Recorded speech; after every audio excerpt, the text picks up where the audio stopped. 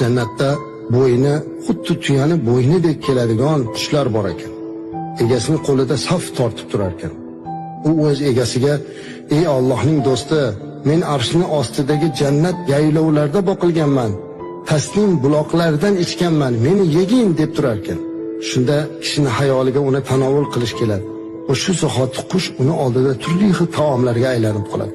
Undan xohlagancha yeydi. To'yganidan so'ng qushning suyaklari jamlanib, qaytib jannatni xohlagan joyiga yana uchib ketadi. Muslimon, shuncha ne'matlar ko'rildi. Bandalar bir joyga to'planganda Alloh so'rayapti: "Yana biror narsa xohlaysizlarmi?" Ular aytarkan: "Ey Robbim, yuzimizni yoriq qilmadingmi? Jannatga kirgizmadingmi? Bizga do'zaxdan najot bermadingmi? Bundan ortiq yana nima kerak bizga?" deyarkan. Shunda parda ochiladi va jannat ahllari Alloh taoloning jamolini ko'radilar. Jannat ahli uchun bundan ortiq katta baxt, bundan ortiq katta ne'mat bo'lmaydi azizlar. Ha, jannat mana shunday joy.